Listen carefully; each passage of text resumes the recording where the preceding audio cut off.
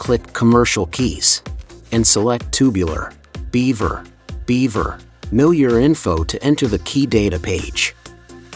Tubular jaw is needed to cut tubular keys. Put the tubular jaw on the jaw holder and switch the button to tighten the jaw.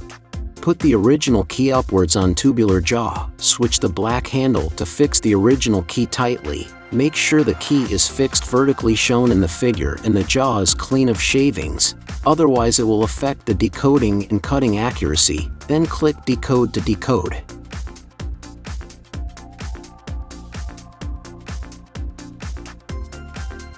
After decoding is done, please fix a new key blank on the tubular jaw.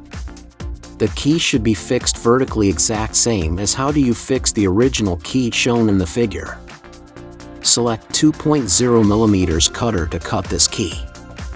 Make sure the key is fixed flatly and the jaw is clean of shavings, then click Cut to start cutting.